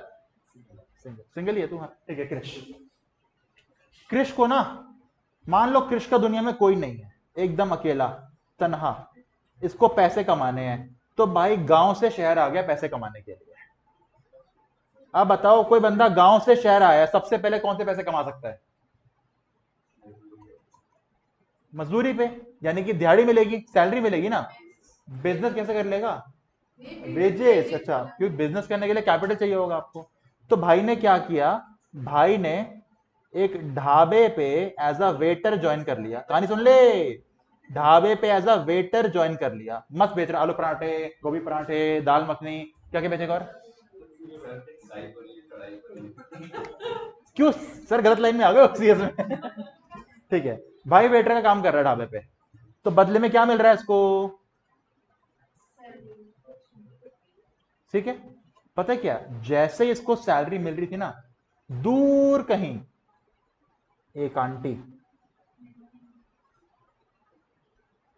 जिनका नाम है निर्मला आंटी, वो देख रही थी, अच्छा पैसे कमा लिए, इसको दिख रही सैलरी। आंटी को पता है क्या दिख रहा था? 15 से 17। उनको तो पैसा दिख रहा है, अपना टैक्स दिख रहा है। तो जैसी सैलरी कमाई, आंटी का दिख गया 15 से 17। अब ढाबे वाला इसको मस्त खाना भी खिलाता था फ्री में, ढाबे में काम कर रहा है, सैलरी मिलती थी, पर रहना भी तो है। मुझे बताओ, पहली पहली बार गांव से शहर आया है, वेटर काम कर रहा है, अपना घर खरीद सकता है, किराए पे रहना पड़ेगा? अरे वाह। तो भाई ने क्या किया? भाई ने एक घर किराए पे ले लिया। तो भाई क्या पे कर रहा होगा इसको महीने का? रेंट। जैसे ही रेंट पे कर रहा है, आंटी को क्या दिख रहा है? 22 से 27। आंटी को टैक्स से मतलब भाई, उन्हें दिख गया 22 से 27। कहने समझ आ रही है? कृष गांव से शहर आया, पैसे कमाने थे, पहले क्या कर रहा था? जॉब। जैसे ही सैलरी कमाई, आंटी को क्या दिखा? 15 से 17। अब कहीं तो रहना था, भाई किराए पे रह रहा था, किराए पे रह रहा है, तो बताओ आंटी को क्या दिख रहा है? 22 से 27। कुछ साल हो गए, भाई ने इतना अच्छा काम सीख लिया ना, और कैपिटल जमा कर लिया, कह रहा है बंद करो ये ढाबा, अपना ढाबा खोलेंगे। भाई ने अपना ढाबा खोल लिया और उसका नाम रख दिया कृष दा ढाबा। कृष दा ढाबा। अब यहां भाई काम कर रहा है। अब इसने अपना ढाबा खोला है, ये वेटर है कि बिजनेस? इसका बिजनेस है। अब भाई क्या कमा रहा है? PGBP। जैसे ही PGB कमा रहा है, आंटी को क्या दिख रहा है? 28 से 44। देखा भाई की तरक्की हो रही है, कहां वेटर, कहां अपना ढाबा। चल, तेरी गर्लफ्रेंड है कोई? नहीं है? कोई थी? क्या नाम था? इतना सोच रहा है, चल छोड़, कोई नहीं। अब कोई क्रश? कोई नहीं है। मुझे लड़की लाने का तेरे को, मैं ला दूं कोई भी? तूने जा रहा था, पक्का ला दूं मैं, परमिशन दे रहा है? चलो। भाई को अब लगा रोटी कपड़ा मकान तो ठीक है, मेरी को जरूरत और भी है। तो भाई ने शादी करने का डिसाइड किया। भाई को लड़की पसंद आ गई, पहली नजर में प्यार हो गया। लड़की का नाम था राखी सावंत। मैंने ऑप्शन दिया था, आपने नहीं बताया नाम, तो यहां से आपको समझ आ जाएगा धीरे धीरे। जब मैं ऑप्शन दूं तो प्लीज बता दो नाम। हाँ हाँ। तो कृष की शादी हो गई विद राखी सावंत। यू कुछ सालों के बाद छोटा कृष, छोटी राखी। हो सकते हैं केपेबल हो आप? हाँ, नहीं पूछना पड़ता है भाई। ठीक है, चलो। अब घर में 4 लोग हो चुके हैं, कृष, राखी, छोटा कृष, छोटी राखी। अब इसको लगा यार बहुत रह लिया किराए के घर में, अपना घर खरीदने का टाइम आ चुका है। ये उस किराए वाले के पास गया, बोला अपना घर मुझे बेच दे, बहुत किराया दे दिया। उसने बोला खरीद लो घर। जैसे ही इस बंदे ने कृष को अपना घर सेल किया, क्या कमा लिया उसने? Capital gains. पर आंटी को क्या दिखा? 45 से 55। Very good.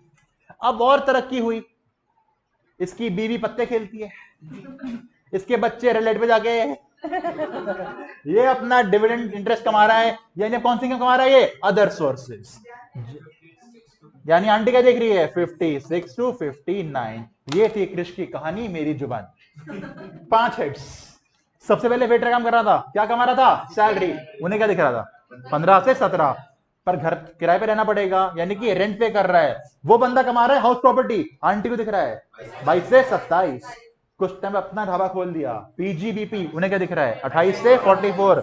अब घर में बीवी बच्चे हैं, घर खरीदना पड़ेगा, यानी वो बंदा बेचेगा, कैपिटल गेन कमाएगा। आंटी ने क्या देखा, 45 से 55।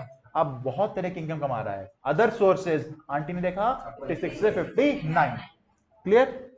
अब तुम्हें क्या करना है, अब तुम्हें सिर्फ इसकी कहानी को याद करो, पिक्चराइज करो मन में। सबसे पहले इनकम कौन सी कमाई गई थी, सैलरी, रेंज 15 से 17। अगली इनकम हाउस प्रॉपर्टी, हाँ 22 से 27। अपना ढाबा खोल दिया, पीजीबीपी 28 से 44। घर बेचा, कैपिटल गेन्स 45 से 55। लास्ट अदर सोर्सेज 56 से 59। ये पूरी रेंज। सर रेंज क्यों याद करा रहे हो, मैं रेंज इसलिए याद करा रहा हूं कि बाई चांस एग्जाम में कोई क्वेश्चन आ जाए सैलरी का, और क्वेश्चन खाली पूछे एमसीक्यू में, बताओ इस सैलरी के प्रोविजन पे सेक्शन नंबर कौन सा लगेगा। तुम्हें ना प्रोविजन आता है ना सेक्शन आता है, सेक्शन ने क्या बोला, क्वेश्चन ने क्या बोला है, सैलरी के इस पर्टिकुलर प्रोविजन में सेक्शन कौन सा लग रहा है। 4 ऑप्शन, 15, 20, 25, 30। आंसर क्या होगा, 15, क्योंकि सर 20 तो है ही नहीं। 25, 30 सैलरी के अंदर फॉर्म ही नहीं करते। 25 जाएगा हाउस प्रॉपर्टी में, 30 जाएगा पीजीबीपी के अंदर। तो एक ही ऑप्शन हो गया इसका, 15। यानी रेंज को याद करने का फायदा ये हो गया कि अगर सेक्शन पर्टिकुलर ना भी आता हो, तुक्का तो लगा सकते हो। बात समझ आई। पर इतना बता रहा हूं, बैच खत्म होते होते आपको सारे याद हो जाएंगे, इंक्लूडिंग सब सेक्शंस। वो मेरा काम है कराना, मैं करा दूंगा। आज पहली क्लास से क्या करा रहा हूं, रेंज। सैलरी 15 से 17, एचपी 22 से 27, पीजीपी 28 से 44, कैप गेन 45 से 55, अदर सोर्सेज 56 से 59। 5 मिनट का टाइम है तुम्हारे पास। इन हेड्स के आगे सेक्शन के नाम लिखो पहले, उसके बाद ये कहानी के फॉर्म में बना के आपको लिखने हैं, ताकि आपको कहानी याद रहे, पहले कॉन्सेप्ट कौन सा हेड था। ठीक है, कहानी में इसका नाम डाल, इसका नाम डाल दो, अपना डाल दो, तुम्हारी मर्जी। चलो 5 मिनट आपके पास है, टाइम स्टार्ट्स नाउ। चलो 5 हेड भी देख लीजिए, जल्दी यहां तक रिवाइज करेंगे। टास्क होते हैं 2 टाइप के, डायरेक्ट और इनडायरेक्ट। प्रोग्रेसिव कौन सा है, डायरेक्ट। रिग्रेसिव कौन सा है, टैक्स लगाने के लिए लॉ बनाओ, किसने बोला। फिर पार्लियामेंट नहीं, आर्टिकल 265। लॉ कौन बना सकता है, लक्ष्य। लॉ कौन बनाए, किसने बोला है, 245 ने। Power distribution 246। इनकम टैक्स लगाने की पावर सीजी को किसने दी है, साची। Entry number 82 of the union list. ठीक है, एग्रीकल्चर इनकम पर टैक्स कौन लगा सकता है, प्रियंका। हाय प्रियंका। अरे प्रियंका जेंडर चेंज कर लिया यार, तेने बताया नहीं यार। चलो प्रियंका, प्रियंक, डन। चलो ठीक है, हाँ entry number 46 of the state list. ठीक है, जीएसटी कहां से आया प्रियंक, एंट्री के आर्टिकल 246 बड़ा है। ठीक है, अब तू उसकी मत डालना भाई, मैं तेरे को बड़े वाला बना दूंगा, बता रहा हूं ठीक है, चलो ठीक है। इनकम के होते हैं 5 हेड्स, कौन कौन से, salary, house property, PGBP, capital gain और अदर सोर्सेज। सैलरी की रेंज 15 से 17, एचपी 22 से 27, पीजीपी 28 से 44, कैपिटल गेन 45 से 55, अदर सोर्सेज 56 से 59। ठीक है, पर्सन होते हैं 7 तरह के पर्सन। इंडिविजुअल, साथ में करना है मेरे, individual, HUF, firm, company, AOP, BOI, local authority और अदर्स। 7 तरह के पर्सन। सेक्शन 2 क्लॉज 31, 231 बनाता है 7 तरह के पर्सन। पर्सन फर्दर क्या बन सकते हैं, असेसी, 2 का 7। ठीक, अच्छा इन सारे रेंजेस को देखो, 15, 22, 28, इन सबका पहला सेक्शन कौन सा है, सबका पहला देखो, सबका पहला बताओ, इसका कौन सा है, पहले का 15। तू पहले पे ध्यान दे भाई, तेरी पहले नहीं आई अभी तक। 15। अगला कौन सा है, 22, 28 और 56। हर हेड के पहले सेक्शन को बोला जाता है चार्जिंग सेक्शन। ये लिख लो कॉपी में, हर हेड के पहले सेक्शन को बोला जाता है चार्जिंग सेक्शन। हर हेड के पहले सेक्शन को बोला जाता है चार्जिंग सेक्शन।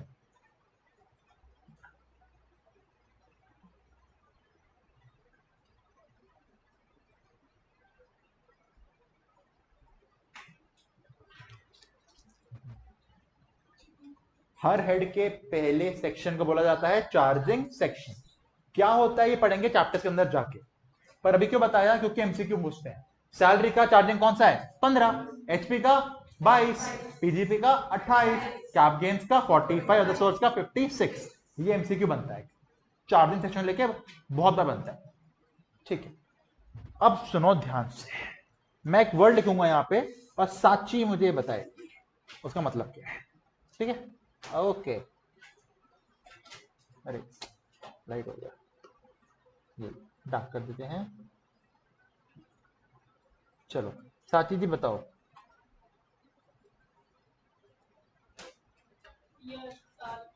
साल कितने तरह के होते हैं? 2 तरह के। कौन कौन से? Leap year, non leap year. चलो ये बात तो हो गई नॉन कॉमर्स वाले बच्चे की। अब कॉमर्स में आओ, 2 तरह के साल होते हैं। फाइनेंशियल ईयर, ओ मैंने कॉमर्स में बोला है, अभी सीए में नहीं, सीए से नहीं बोला है, रुक जा। हाँ हाँ, और सच्ची, ये झूठी है, ये सच्ची है। हाँ, एक होता है फाइनेंशियल ईयर, एक होता है कैलेंडर ईयर। पर इनकम टैक्स में 2 अलग साल आते हैं। कौन से आपको बताता हूं, देखो होते फाइनेंशियल ईयर्स ही हैं, बस नाम बदल दिया है। देखो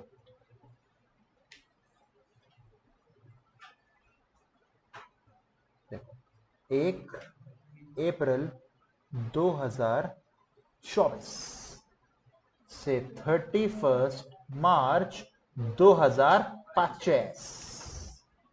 अब मैं आपसे पूछूंगा सिंपल सा क्वेश्चन। गवर्नमेंट आपको बोल रही है ये साल जिसका नाम रख दिया उन्होंने AY 24-25, क्या नाम रख दिया? AY 24-25।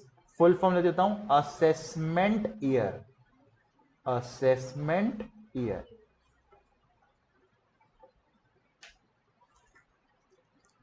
The year in which income tax is paid, यानी ये वो साल है जब हम गवर्नमेंट को इनकम टैक्स पे करके आएंगे। मैंने क्या लिखा है? 24-25। फुल फॉर्म क्या है? Assessment year. 24-25 वो वाला साल है जब मैं गवर्नमेंट को इनकम टैक्स जमा करके आऊंगा। अब मेरा सिंपल सा क्वेश्चन आपसे है साची, अगर मैं 2024-25 वाले साल में गवर्नमेंट को इनकम टैक्स जमा करके आऊंगा तो मैंने इनकम कब कमाई होगी? 25-26 में या 23-24 में? क्वेश्चन समझ आया आपको? आया हुई भाई, जब मैं टैक्स जमा करके आ रहा हूं इनकम उसके बाद कमाऊंगा कि पहले कमा चुका हूं तभी टैक्स जमा कर रहा हूं? पहले कमा चुका हूं। अगर ये साल 24-25 है तो इससे पहले वाला साल कौन सा होगा? 23-24।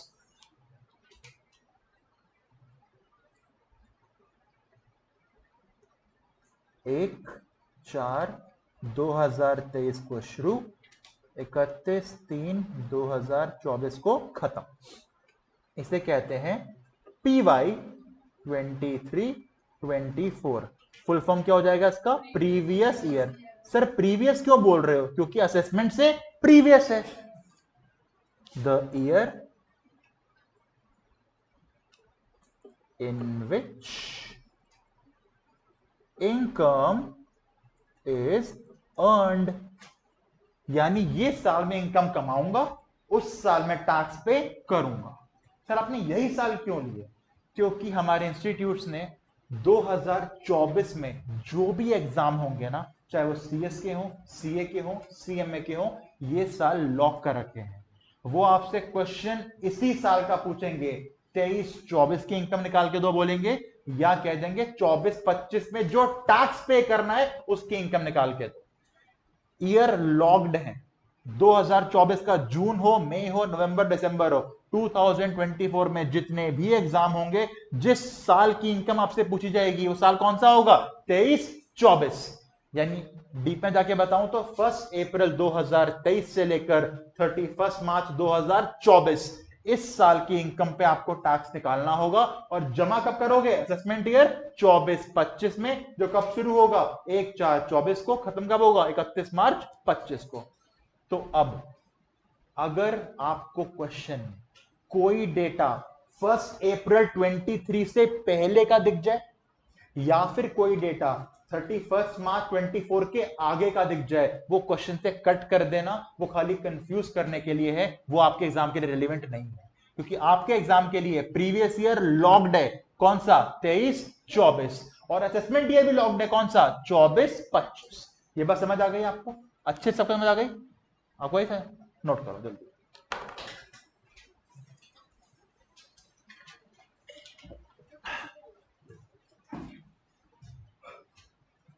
अच्छा एक बात सुन लो, जो करंट फाइनेंशियल ईयर होता है उसे इनकम टैक्स में क्या बोलते हैं? Previous year. यानी आपका करंट ईयर ही है, पर प्रीवियस क्यों बोलते हैं? असेसमेंट से पहले होता है इसलिए प्रीवियस सोच के मत सोचना पहले का कोई साल है। इनकम टैक्स की लैंग्वेज में करंट ईयर को क्या बोलते हैं? Previous year. चलो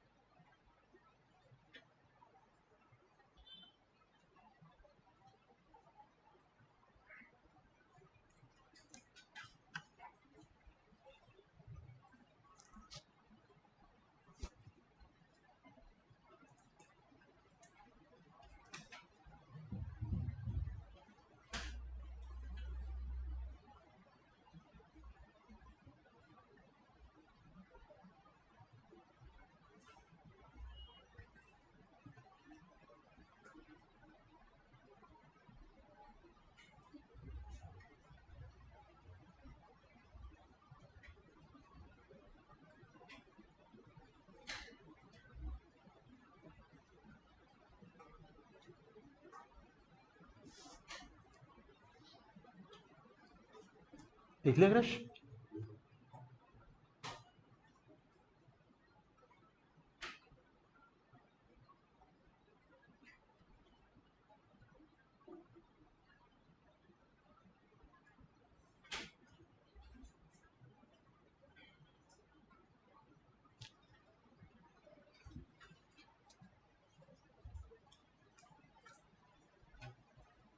डन।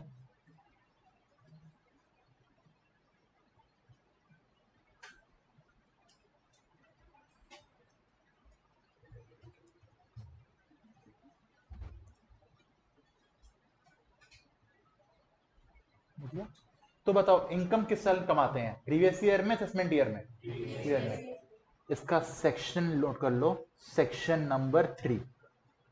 सेक्शन 3 खाली एक लाइन का बताता है income is earn in the previous year, और उसका मतलब क्या होता है, बस। ठीक। असेसमेंट ईयर मतलब क्या है? The year in the taxes are paid. Section इसका भी देख लो, इसका सेक्शन है 2 क्लॉज 9। 2 क्लॉज 9। 2 क्लॉज 9। अब देखो प्रीवियस ईयर का मतलब ये रहने वाला है, असेसमेंट ईयर का मतलब मैं ड्यूरिंग द बैच चेंज करूंगा आपके लिए। आज बेसिक क्लास है तो आप समझो इसका मतलब क्या होता है। The year in taxes are paid. With time जब ग्रो कर जाओगे मैं आपको बताऊंगा इसका मतलब क्या होता है। ठीक, ओके। आज का लास्ट कॉन्सेप्ट है। अभी हमें पता है कि हर सेक्शन जो डेफिनेशन को बताता है वो 2 होता है। ऐसे ही हर एक्ट का सेक्शन 1 पता है क्या होता है? वो बताता है वो एक्ट अप्लाई कहां पे होता है। सेक्शन 1 बात करता है अप्लाई की। सेक्शन 1 कहता है एक्ट अप्लाई कहां होता है। तो मुझे बताओ इनकम टैक्स एक्ट कहां अप्लाई होता होगा? इंडिया में, पाकिस्तान में, हर जगह इंडिया में। वरना सोचो चाइना के छोटे से गांव में बूढ़ी सी आंटी भुट्टे बेच रही है, मोदी जी पहुंच गए, टैक्स जमा करो।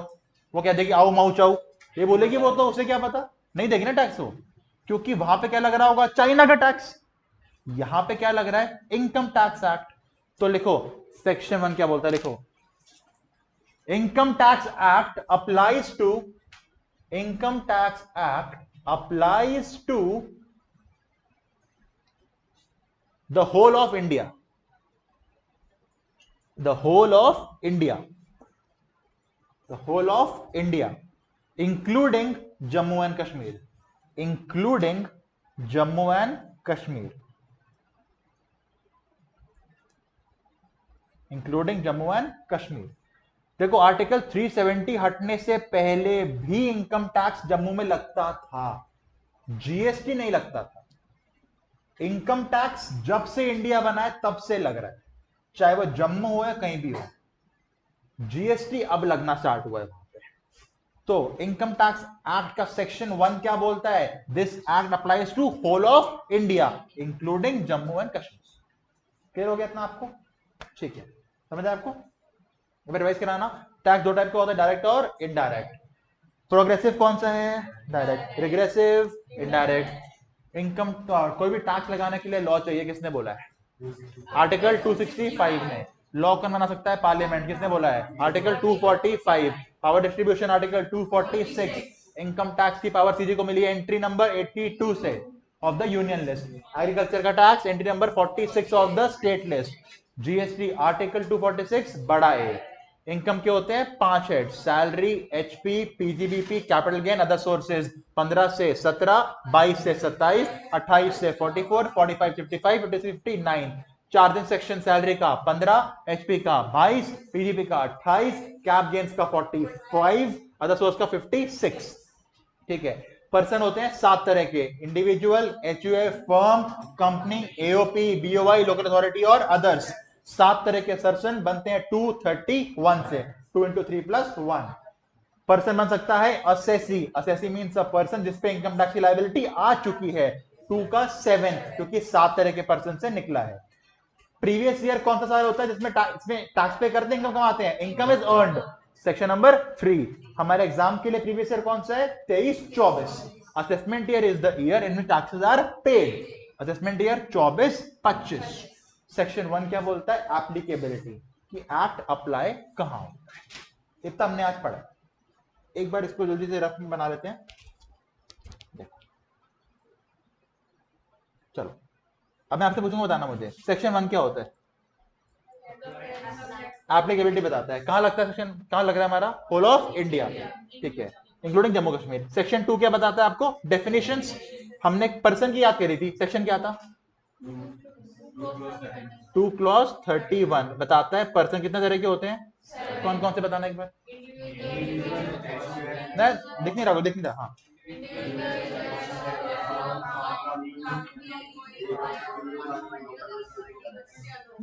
पर्सन क्या बन सकता है, जैसे 2 का 7 क्योंकि 7 तरह के पर्सन से निकला है।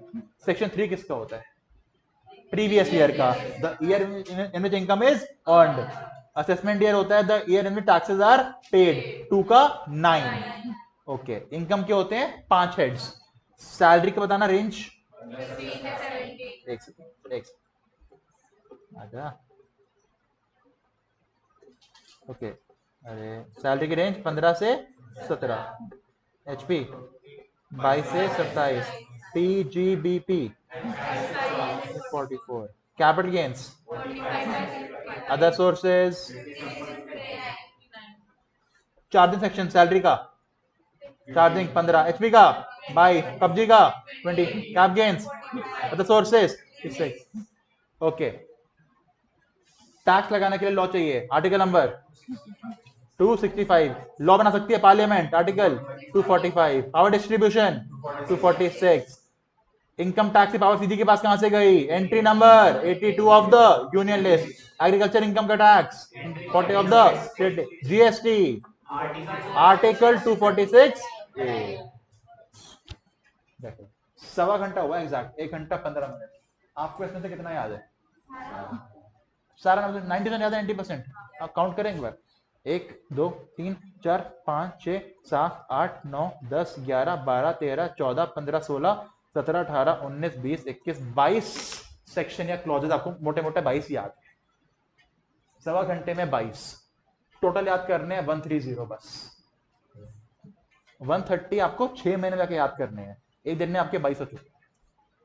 अच्छा फ्रैंकली बताओ, 1 घंटा पहले अगर आपसे बोलता क्लास खत्म होने तक 22 सेक्शन याद करने हैं, क्या बोलते, हो जाते नहीं होते?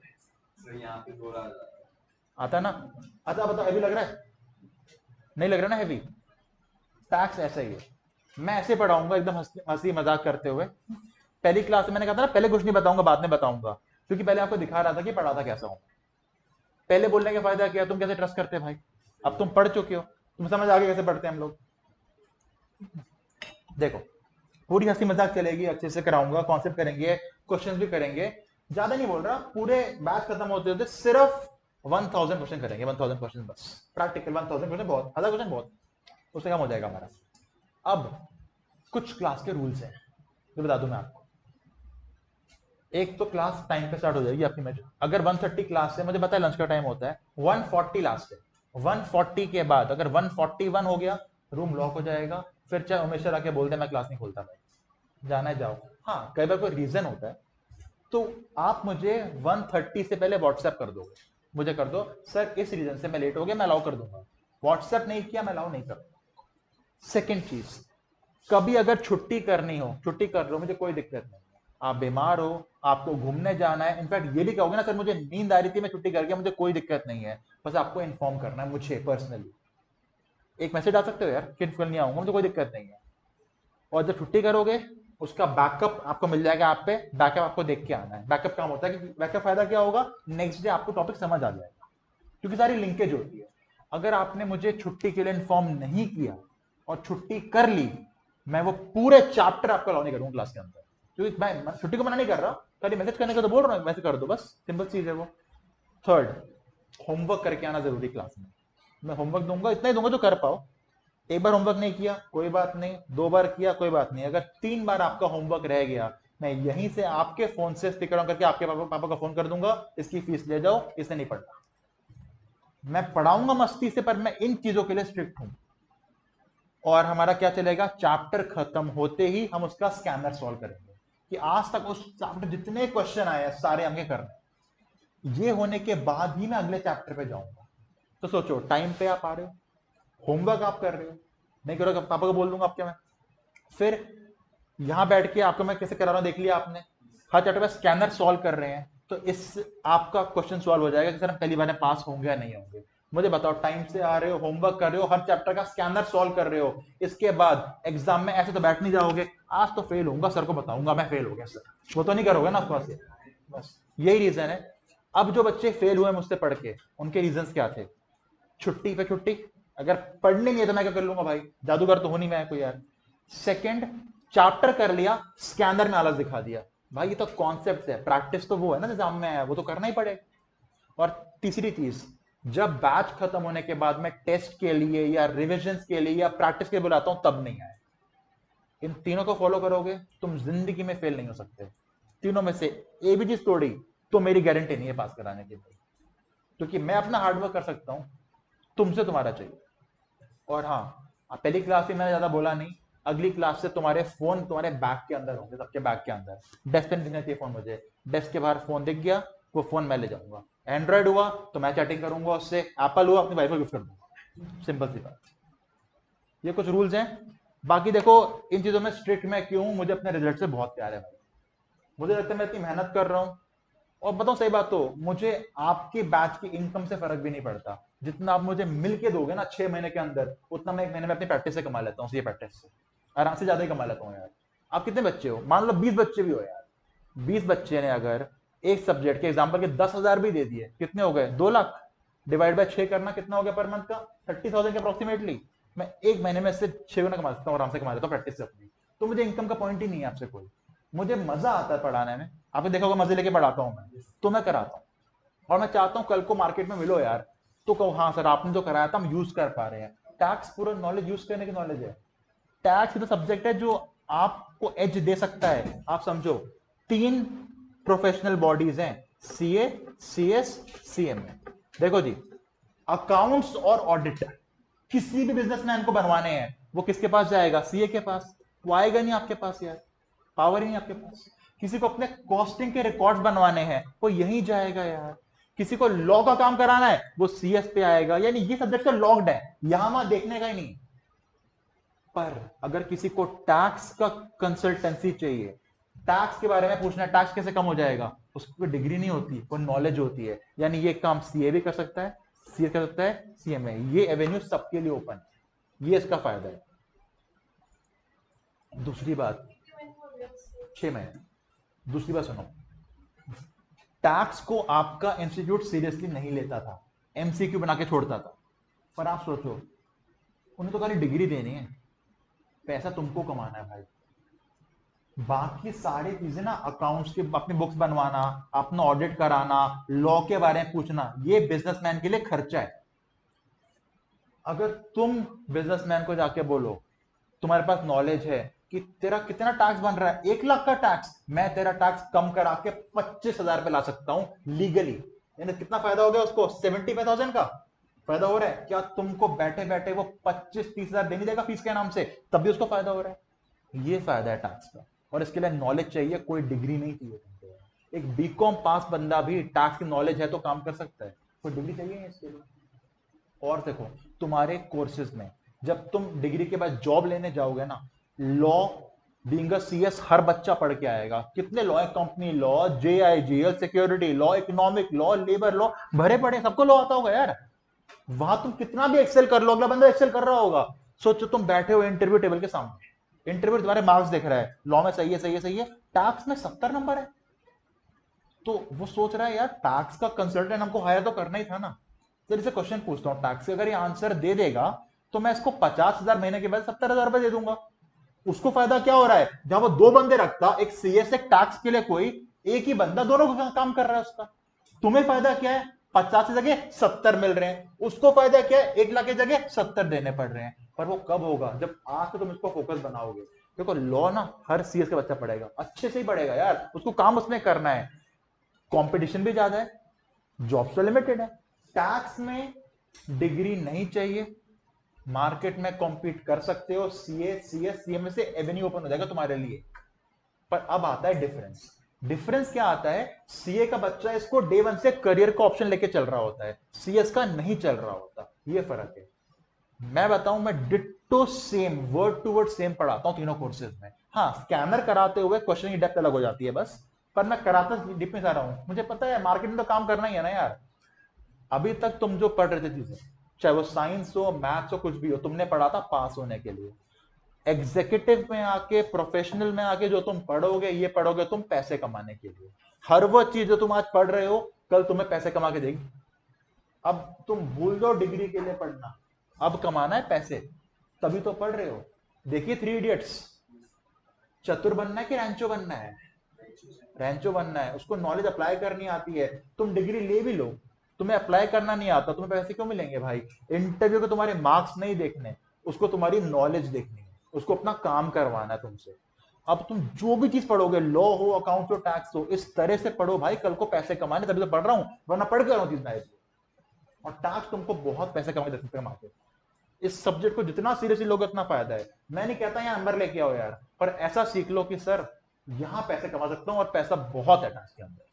पर वो डे 1 से करना पड़ेगा, क्योंकि आप समझो आपके फाइनल में, प्रोफेशनल में, आपका इंस्टीट्यूट ही आपको बाहर करता है टैक्स से। आपकी जो बुक है ना फाइनल की, वो 750 पेज की है, 750 पेजेस। ज्यादा लग रहा है मुझे पता है आपको। सेम टैक्स की बुक सीएमए वालों की 1100 पेज की है, ठीक है। सेम बुक, सिर्फ इनकम टैक्स की बात कर रहा हूं, जीएसटी नहीं। तुम्हारी 750 पेज, उनकी 1100 पेज। सीए फाइनल का इनकम टैक्स अकेला 5,500 पेज की बुक है। एक सब्जेक्ट 5,500 पेज, 8 पढ़ने होते हैं। पता है डेप्थ क्यों है, वहां बच्चों को डे 1 से सिखाया जाता है तुम्हें इसमें काम करना है, तुम्हारा करियर है। तुम्हें नहीं सिखाया जाता, नुकसान है। पर फायदा क्या है, मैं तुमको वो नॉलेज देने को रेडी हूं। तुम्हारे को फायदा क्या है, कंपटीशन मार्केट में ना के बराबर, वैकेंसी तो है जॉब की है। अब यहां आता है तुम्हारा रोल। तुम मुझे बताओ तुम्हें टैक्स कैसे पढ़ना है, डे 1 पे बता दो, सर हमें डिग्री दिला दो बहुत है। सेकंड, सर हमें ऐसा सिखा दो कि मैं पैसे कमा पाऊं, मुझे पैसे कमाने हैं। तुम जैसा बोलोगे मैं वैसा करा दूंगा। तुम बोलोगे डिग्री के लिए पढ़ा दो, मेरे लिए बहुत इजी हो जाएगा पढ़ाना, बेसिक पढ़ाई काम चल जाएगा। पर तुम बोलोगे नहीं सर हमें सिखाओ प्रैक्टिकल कैसे करना है, हमें पैसे कमाने हैं, खाली डिग्री करनी क्या है, तो जैसे बोलोगे वैसे रेडी हूं। पर आज जो कमिटमेंट करोगे वही चलेगी 6 महीने में, चेंज नहीं करने दूंगा। क्योंकि आज तुम बोल दोगे सर हाँ हमें अच्छे से पढ़ो पैसे कमाने हैं, मेहनत करनी पड़ेगी बैच में भाई, 6 महीने मेहनत करनी पड़ेगी तुमको, फिर मजाक नहीं होगा फिर। तो बता दो तुम्हें कैसे पढ़ना है, पास होने के लिए करना है या एक अपना एक नया करियर ऑप्शन बनाना है? बनाना है। कोई ऐसा है जो सिर्फ पास होने पढ़ना चाहता है? सबको बनाना करियर ऑप्शन। भाई देख लो आज तुम बोल रहे हो कॉम्पिटिशन में आके 6 महीने मेहनत कराऊंगा ढंग से, तब मत करना आलस, ठीक है? चलो ठीक है, मिलते हैं अगली क्लास में। नेक्स्ट क्लास में सबको कैलकुलेटर लेके आना है, नई कॉपी लेके आनी है, प्रैक्टिकल स्टार्ट कर देंगे नेक्स्ट क्लास में, ठीक है? कैलकुलेटर और नई कॉपी जो आज लिखवाया है, नई कॉपी में नोट डाउन कर, ठीक है? और चलो ठीक है, मिलते हैं नेक्स्ट क्लास में। हाँ अगर मन कर जाए तो मेरे इस चैनल को सब्सक्राइब कर लेना, ठीक है? चलो बाय बाय।